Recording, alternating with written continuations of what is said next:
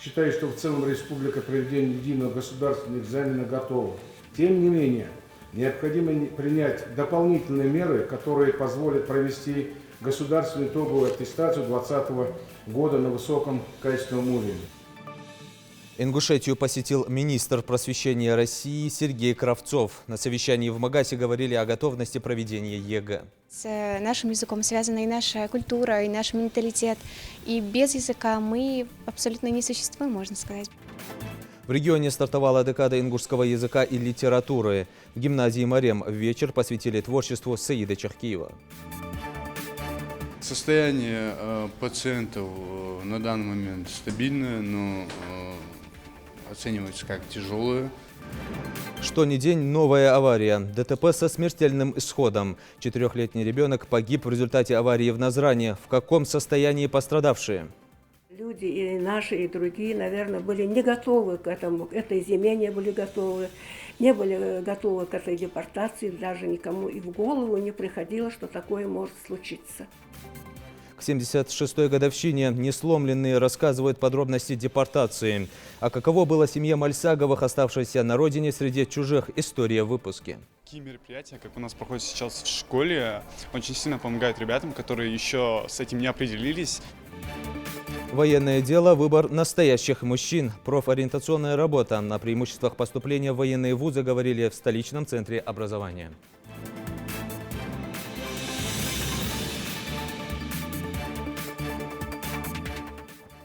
На телеканале «Ингушетия новости 24». Здравствуйте. О готовности проведения единого государственного экзамена в этом году говорили на совещании в Магасе. Встреча прошла под председательством министра просвещения России Сергея Кравцова в администрации главы региона. Развитию образования в Ингушетии уделяют большое внимание, поэтому и подход к ЕГЭ должен быть особый. Необходимо задействовать все силы, чтобы выпускники могли сдать экзамен на самом высоком уровне, отметил глава региона Махмуд Али Калиматов. Он подчеркнул, что в республике строятся новые образовательные учреждения, ведется работа по подготовке кадров. Руководитель региона выразил благодарность Министерству просвещения России, руководству и специалистам Рособорнадзора за помощь и поддержку, которые во многом обеспечивают становление и развитие системы образования в Ингушетии. Человеческий капитал является основным национальным богатством народа, поэтому любые вложения в него нельзя считать излишними. Исходя из этого, мы не жалеем усилий по укреплению материально-технической базы учебных заведений, компьютеризации школ, повышению заработной платы учителям. Только в текущем году в рамках нацпроектов мы вводим в эксплуатацию 11 новых школьных зданий. В общеобразовательных организациях создано 17 центров для дополнительного образования детей. В 33 школах обеспечены условия для занятия физической культурой и спортом. Со временем мы решим и другие материальные вопросы. Беспристрастным индикатором здесь является единый государственный экзамен. Основная форма государственной итоговой аттестации, учащихся в общеобразовательных учебных заведениях. Поэтому мы считаем, что своей ключевой задачей его проведения максимально организовано, объективно, с обеспечением прозрачности на всех этапах. Считаю, что в целом республика проведения единого государственного экзамена готова. Тем не менее, необходимо принять дополнительные меры, которые позволят провести государственную итоговую аттестацию 2020 года на высоком качественном уровне. Большая работа в Республике Ингушетия ведется по строительству новых школ, новых детских садов, учреждений дополнительного профессионального образования. Мы с вами только познакомились, я очень благодарен, обозначили систему образования одним из своих ключевых приоритетов. Это очень важно, потому что мы все прекрасно понимаем, насколько образованы наши дети, воспитанные, зависит будущее нашей страны, будущее Республики Ингушетия. И я уверен, Махмуд Али Шарипович, что благодаря слаженной работе и с Министерством просвещения, я уверен, что и с Федеральной службой по надзору в сфере образования и науки мы достигнем и новых результатов, и новых целей. После расширенного совещания Сергей Кравцов и Махмуд Али Калиматов ответили на вопросы журналистов. Глава лично вникает во все вопросы. Глава лично недавно посетил Институт повышения квалификации, потому что от учителя очень многое зависит. Сегодня мы проговорили те новые задачи, которые стоят и перед Министерством образования Республики Ингушетия. Это и строительство школ, это работа с отстающими детьми, это подготовка к проведению единого государственного экзамена. И мы очень конструктивно обсудили эти вопросы. Со своей стороны я хочу сказать, что мы будем оказывать необходимую и методическую, и организационную поддержку республики. И я уверен, что качество образования будет повышаться. Я уверен, что те вопросы, которые существуют, они будут решаться. И в этом залог нашего общего успеха. Наметили алгоритм решения этих вопросов. То есть качество учителей, правильно, сейчас будут приезжать специалисты на базе нашего института повышения квалификации, будут те или иные предметы нашли, где упущения у нас есть, по каким предметам надо больше обратить внимание. Поэтому я, честно, сегодня удовлетворен совещанием и благодарен еще раз Сергею Сергеевичу, Рособороннадзору, в части того, что мы видим дорожную карту, куда нам и как нам что-то делать. Вот. Поэтому сегодня, новые школы строятся, детские сады, выделяются огромные суммы для того, чтобы удобно было детям. Но для этого тоже нужно качественное образование. Сразу после совещания министр просвещения России Сергей Кравцов вместе с главой Ингушетии Махмуд Али Калиматовым посетили детский сад в селении Сурхахи. Объект полностью готов к вводу в эксплуатацию. Какую оценку гости дали дошкольному учреждению, расскажет Зелимхан Калоев. Внимательный взгляд главы Ингушетии не упускает ни одной детали. Махмуд Али Калиматов вместе с министром просвещения России Сергеем Кравцовым осматривают спальни, актовый зал и пищеблок детского сада. Новый детский сад в Сурхахи рассчитан на 220 малышей и построен в рамках национального проекта образования. Спортивные и музыкальные залы, лифты, раздевалки и санузлы. Здесь предусмотрены все условия, чтобы досуг детей был полноценным и ничто не омрачало их времяпрепровождение. Да, на холодке мясо хорошее, наряд вопрос. Но эти все вещи, они просто должны сохраниться, понимаете? Это же для них радость. Представляете, вот сейчас сюда запусти их, они там наоборот надо пополнять. Особое внимание следует уделять подготовке педагогических кадров-воспитателей, психологов, логопедов. Именно от качества их работы зависит будущее ребенка, отметил Сергей Кравцов. Построенным объектом и условиями, созданными для детей, министр просвещения остался доволен. Детский сад открыл свои двери. Это действительно должен быть праздник. Это будет праздник для людей, для тех, кто живет здесь. Потому что, конечно, очень много зависит от того, как организован и воспитательный, и процесс развития ребенка в детском саду. Для нас это очень важно. Если вот такие детские сады будут, во-первых, здесь зарождается как раз та реальная жизнь с малолетства, тем более до 7 лет. И я думаю, что когда они будут уже в школу, в первый класс идти, они будут очень хорошо подготовлены. Тем более в таких условиях. Просто зависть берет. Вот. Поэтому удачи вам, всего самого наилучшего. Я думаю, что то внимание, которое министерство уделяет России, и лично министр сегодня здесь присутствует, это для нас почетно и ответственно. И это налагает большие обязанности и обязательства на нас. Потому что, представляете, вот сейчас в селе Сурхахи, Назрановского района, такая великолепная, современная, хоть в столице любого государства, такую вот редко найдешь. Понимаете? Вот в чем вопрос-то. Поэтому я думаю, что надо ценить то, что есть, беречь все, что есть. И, естественно, тогда и дети будут подтягиваться к этой красоте, которая здесь есть. Министерство просвещения уделяет большое внимание упрощению процедур, связанных в том числе с приемом в детские сады и переводом детей из одного учреждения в другое. Для села с населением около 17 тысяч человек этот сад был просто необходим. Всего в Ингушетии 70 дошкольных образовательных учреждений. Группы кратковременного пребывания посещают более 3500 воспитанников. Всего по республике дошкольным образованием охвачено почти 16,5 тысяч детей. В завершении проверки министр просвещения и глава региона осмотрели игровые площадки. Детский сад должен принять своих первых воспитанников уже в марте. К этому времени должны быть решены все оставшиеся мелкие недочеты. Зелимхан Калоев, Магомед Белакиев, Новости 24. 10 дней, посвященных родному языку. В регионе стартовала декада ингушского языка и литературы. Она продлится до 25 февраля.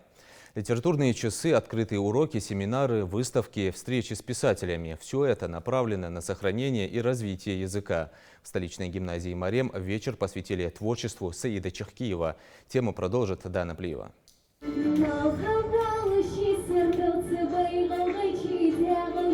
Классные часы, викторины и конкурсы, на которых дети чуть ближе знакомятся с родным словом. Гимназия «Марем» распахнула свои двери для ежегодной декады ингушского языка. Творческий вечер педсостав посвятил Саиду Чехкиеву, поэту, драматургу, переводчику и общественному деятелю, внесшему большой вклад в ингушскую литературу. Его пьесы с успехом шли на сценах театров не только Ингушетии и Чечни, но и на Украине и Казахстане.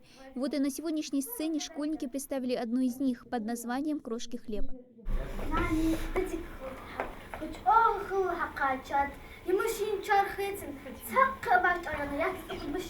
Он написал более 30 поэтических и прозаических сборников в разных жанрах. Не стоит забывать и о его знаменитом романе «Золотые столбы». Все его творчество, пронизанное глубоким уважением к родному краю, очень любит и Жаннати Сачоева. Впрочем, как и произведения и стихи всех ингушских классиков. Через них она ощутила все богатство родного слова. В моем понимании, ингушский язык, он должен стоять на первом месте. И он стоял всегда и должен стоять поныне. Потому что, не знаю, мне кажется, с нашим языком связана и наша культура, и наш менталитет. И без языка мы абсолютно не существуем, можно сказать. Поэтому огромная польза на самом деле. И я благодарна своей школе, своей гимназии за то, что они проводят подобные мероприятия. И такие мероприятия проводят очень часто. И это приносит нам огромную пользу. В течение 10 дней, что проходит декада ингушского языка, во всех образовательных и культурных учреждениях пройдет множество различных мероприятий, приуроченных к этому событию. Ведь знакомство ребенка с языком и культурой родного края способствует росту духовно богатой личности. Мы ингуши, мы должны знать свой родной язык. Кто, если не мы? Если до нас донесли, сберегли, не имея письменность, через устное народное творчество нам передали, оставили этот клад. Как мы сегодня можем не оставить своим потомкам свой язык, свой родной язык? Любовь к языку в первую очередь прививает и народный фольклор. Сказки, былины, пословицы и поговорки. Их чтение в детстве и влюбило Маку Дударову в родное слово и определило ее выбор профессии.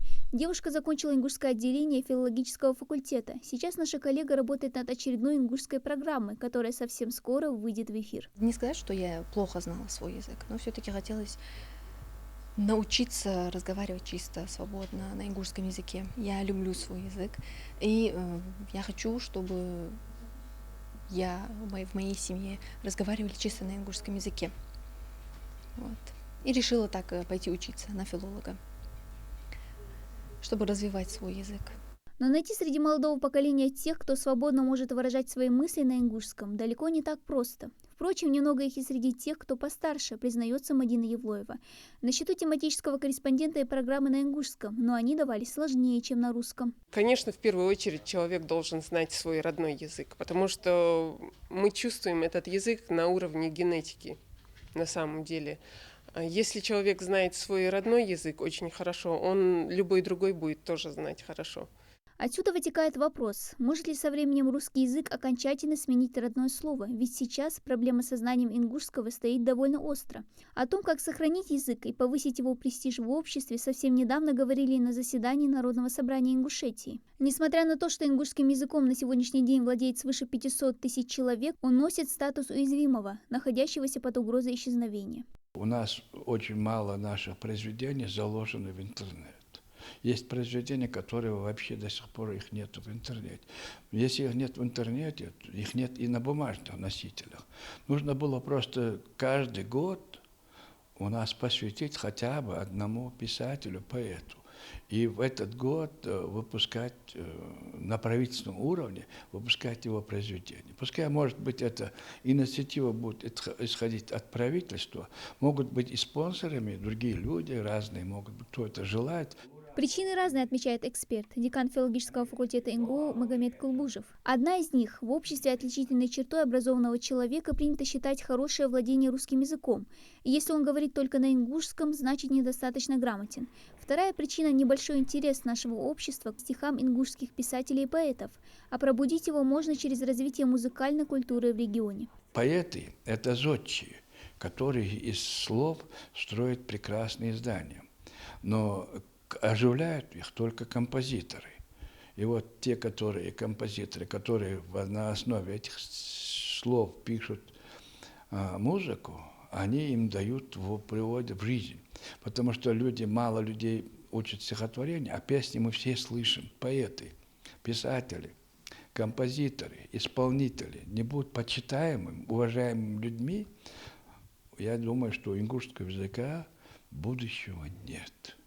Но ингушский язык никогда не потеряет свою актуальность, пока есть люди, ценящие и любящие свою культуру. Примером может служить и озвучка всем известных мультфильмов на ингушский язык. Этим занимаются неравнодушные жители региона.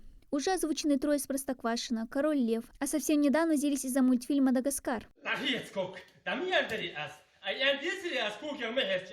Родной язык – наше богатство, которое далось нам не только от предков, но также было приумножено национальными писателями и поэтами. Они сделали его более красивым, выразительным, отражающим дух и самобытность ингушского народа. А декада языка – это одна из немаловажных ступеней, ведущих к распространению и сохранению родного слова.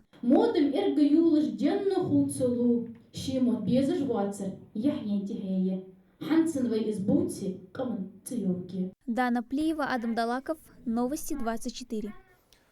Бюджетников Ингушетии планируют обеспечить служебным жильем после создания Республиканского жилищного фонда. Его площади будут предоставлять медицинским сотрудникам.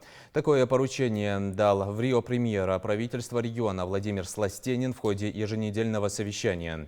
Минздрав и Минстрой региона разрабатывают соответствующие меры поддержки медработников. Как сообщила исполняющая обязанности министра здравоохранения Зарема Альянова, в прошлом году в рамках программы «Земский доктор» 25 врачей получили по 1 миллиону рублей.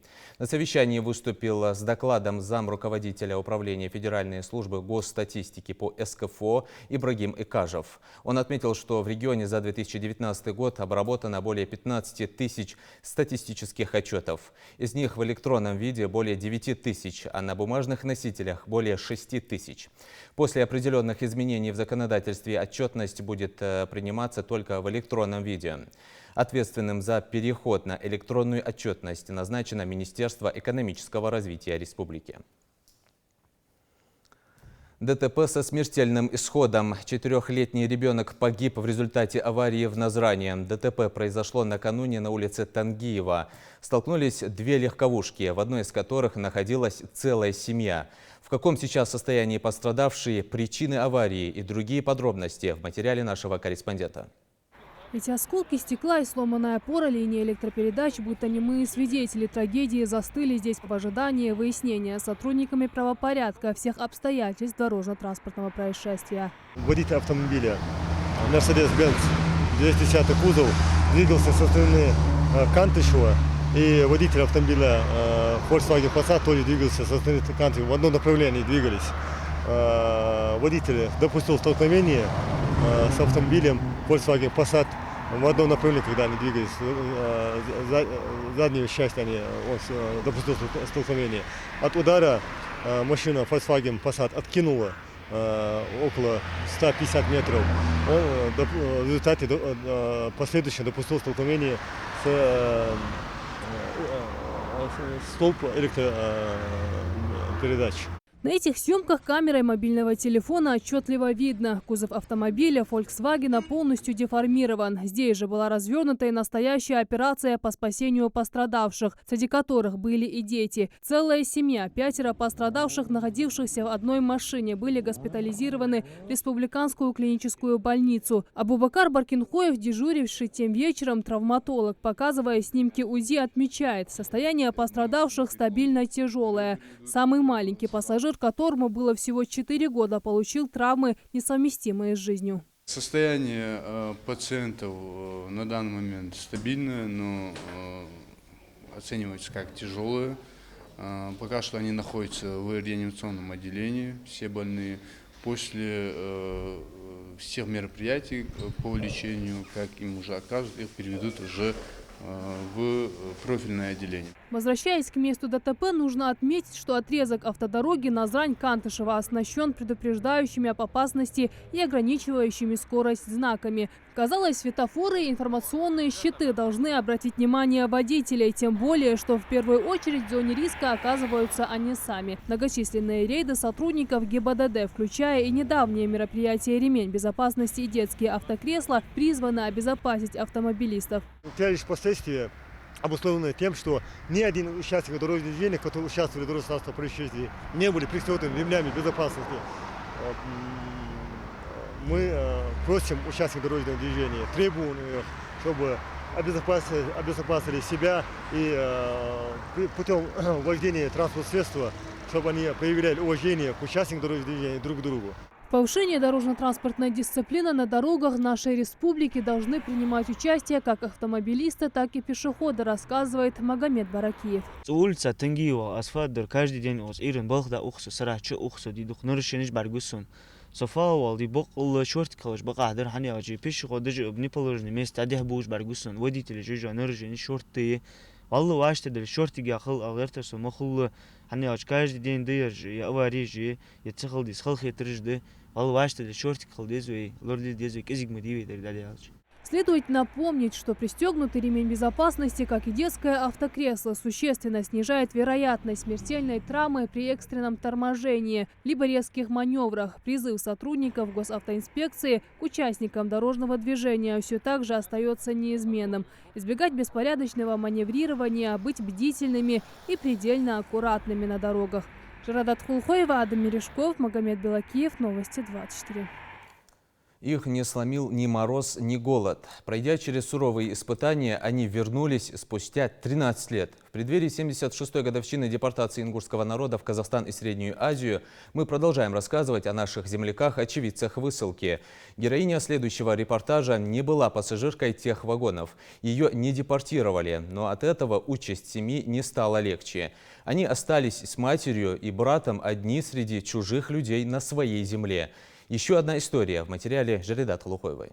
Люди и наши, и другие, наверное, были не готовы к этому, к этой зиме не были готовы, не были готовы к этой депортации, даже никому и в голову не приходило, что такое может случиться. Этому событию, произошедшему 76 лет назад, ребенок, которому тогда было 7 лет, сегодня уже в почтенном возрасте, не может найти оправдания. В 1944 году, когда наш народ депортировали, ее матери Лели Нагапловой, урожденной черкешенке с 2 детьми, дочерью и сыном, разрешили остаться дома в селе Гамурзиево. Как говорит Тамара, они с братом были в том возрасте, когда во многом бессознательно в памяти остаются события времени до мелочей. И отца не было на тот момент, он уже, в общем, умер.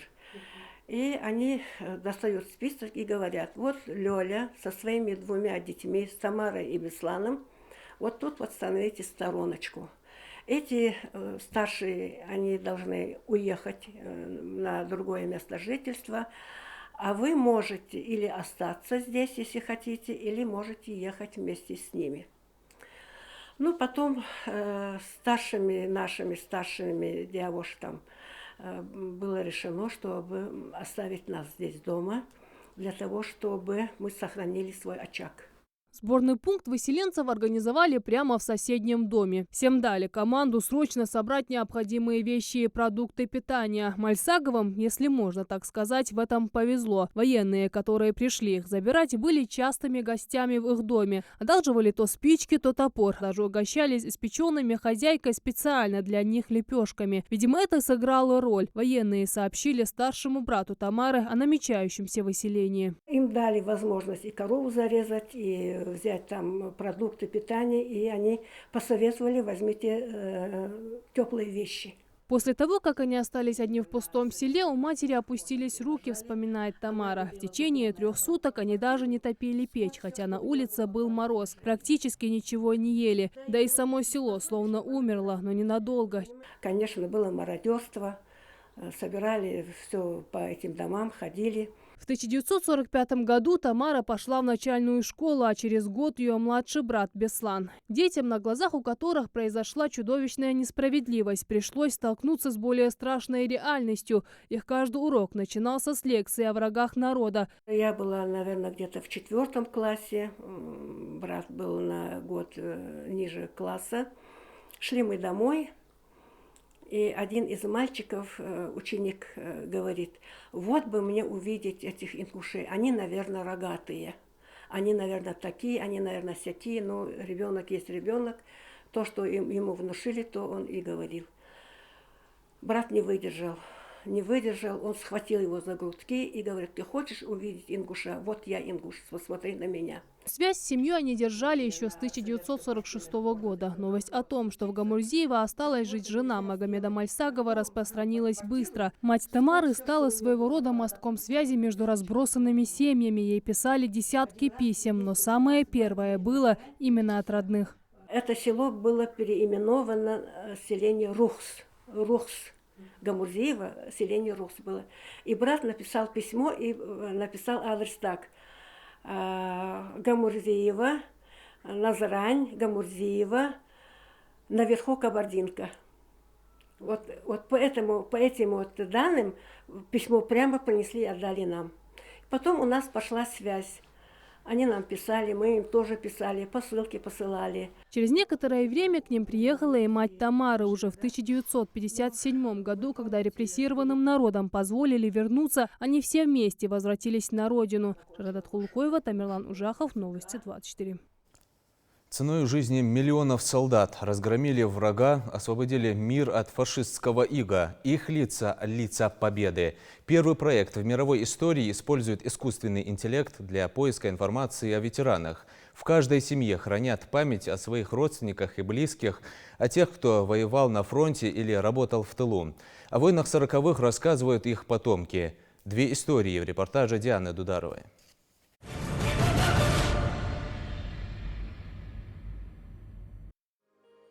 Эти лица оставили не только светлую память о себе, но и неизгладимый след в истории. Зал Великой Отечественной войны Музея краеведения пополняется новыми именами защитников страны ингушской национальности. К проекту «Лица Победы» сегодня присоединился Алихан Измайлов с материалом о дяде своего отца.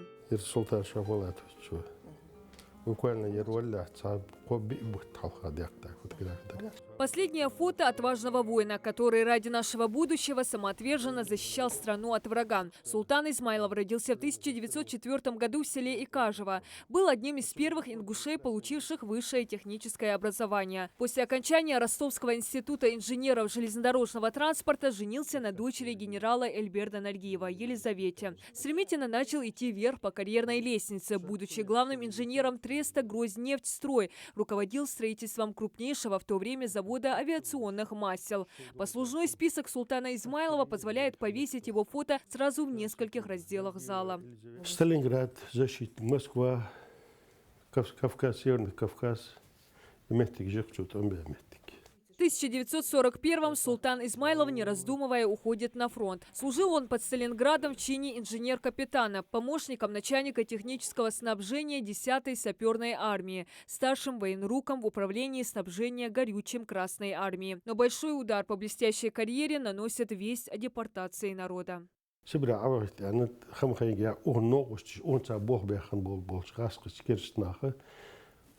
Ложка Ростове, да, угадчик болды это. За мужество и отвагу, проявленные в период военных действий под Сталинградом, султан Измайлов был награжден орденами Красной Звезды и Отечественной войны первой степени. Медалями за оборону Сталинграда, Кавказа находятся на доске почета на Мамаевом кургане. Военные ранения оставили отпечаток на здоровье нефтяника Чечено-Ингушетии. Он полностью теряет слух, а в последние годы жизни тяжело передвигался. Скончался на 80-м году жизни. Шиволчметки наха визиш, возиш, наха гулк дегертиш, хастушида хашик манхам. В первую очередь хаухдег члат, завахаса гусулташ облатович. Музеи краеведения материалы об участниках Великой Отечественной собирают по крупицам уже не один год. Зал переполнен фотографиями храбрых ингушей. История героического пути каждого из них по-своему уникальна и богата необычными деталями. Покалеченных, раненых, без вести пропавших, все это принесла нам вот эта страшная война. Аюб Гарчханов еще один племянник и еще одного героя. Передал в дар музею фотографии и документы красноармейца Абдурахмана Гарчханова, храбро сражавшегося в боях за Югославию. Он участвовал в финской войне. Потом он сразу, значит, после окончания финской войны их направили на фронт. Великая Отечественная война началась. Их направили сразу в направлении, западном направлении. Он воевал в Первом Украинском фронте. Абдурахман Гарчханов родился в 1912 году в селении Плиево. На фронт попал в 29 лет. Гордость, стан, уверенный взгляд, утонченные черты лица, как очередное доказательство его храбрости и непоколебимого духа. Не успел жениться и обрести детей. Война опередила его планы создать семью. Стройный парень был. Он имел огромный успех в молодежи. Вот, прекрасно танцевал он. Это последняя фотография, которую Абдурахман Гарчханов отправил своей сестре с письмом в 1944 году. Во время выселения родные из его вещей успели только ее прихватить с собой. Больше ничего от него не получали. Племянник предполагает, что Абдурахман, скорее всего, не знал о депортации народа и продолжал отправлять письма в Ингушетию. За несколько месяцев до Великой Победы он погиб. Он захоронен, значит, подтвердили они, что он захоронен в Югославии, в местечке, это Мосте, Хорватии. Архив участника Великой Отечественной с каждым днем пополняется новыми лицами. Только за один месяц в рамках проекта собрано более 40 фотографий. Участники, без вести пропавшие или погибшие, мы проделываем свою работу, разыскиваем их, делаем на них запросы. И, в свою очередь, размещаем их в экспозицию, постоянно действующую в Музее краеведения. Такие разные лица, но такие схожие судьбы. Глаза, перевидавшие потери и тяготы самой кровопролитной войны. Все они сражались ради общей победы. А сколько их еще, пропавших без вести, о героических подвигах которых нам еще предстоит узнать. Да, что сделаешь, война есть война. Диана Дударова, Джамалил Тамасханов, Новости 24. Техническое состояние электросетевого комплекса Ингушетии, каков процент ветхости и изношенности сетей и кто все-таки должен строить инфраструктуру в районах новостроек. Эти и другие вопросы, касающиеся сетевого обслуживания в регионе, звучали сегодня в конференц-зале газеты «Ингушетия» на пресс-конференции филиала Россети «Северный Кавказ» «Ингушэнерго». Отвечая на вопросы журналистов, директор «Ингушэнерго» Адам Тичоев подробно рассказал, как ведется работа обслуживания электросетей и какие проблемы необходимо решить в первую очередь. По словам Тичоева, в прошлом году был проведен аудит состояния электросетевого комплекса республики. Его заключение оказалось неудовлетворительным, в связи с чем было принято решение реализовать в регионе программу модернизации, которая рассчитана на 2020-2024 годы. Также звучали вопросы касаемо оплаты за электроэнергию потребителями.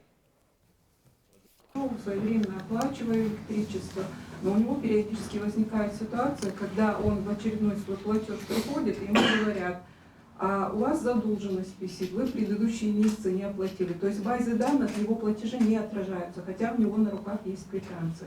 Вот по каким причинам могут такие ситуации возникать у вас? Масса причин есть. Одна недобросовестное исполнение своих обязанностей нашими работниками не исключаю, а наоборот ставлю как на первый план, да, чтобы не критиковали. Я не исключаю этот факт, однозначно.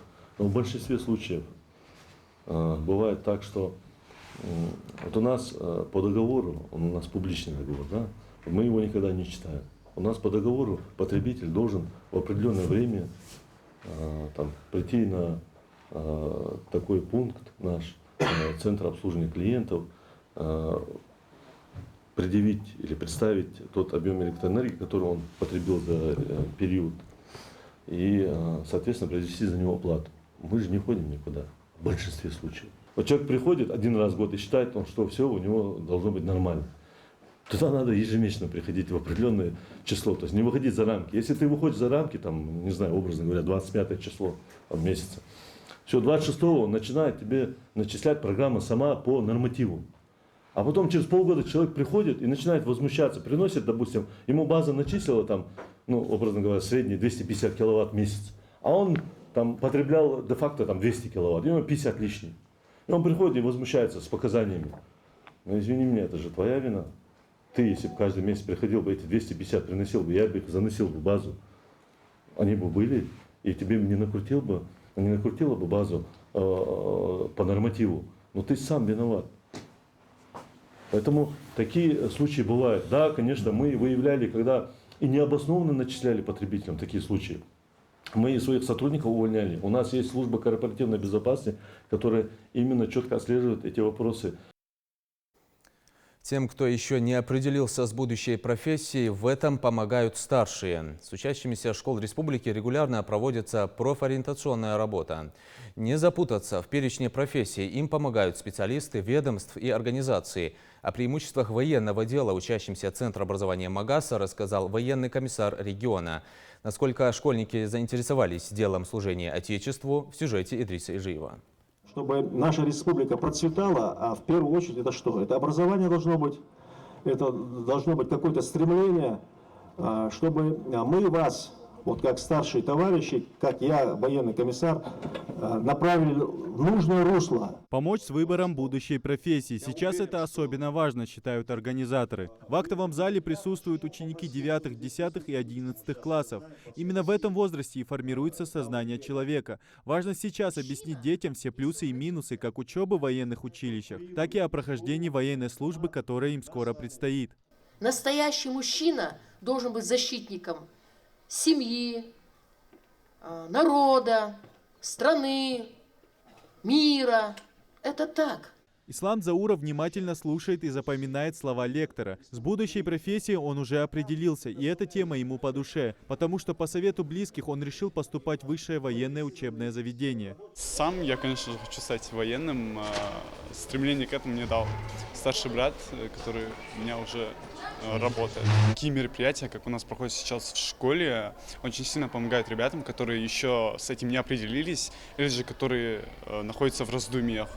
Так как сегодня нам объяснили плюсы того, что мы можем пойти на военный, и это может стать шагом к тому, что мы решим все-таки поменять свое мнение.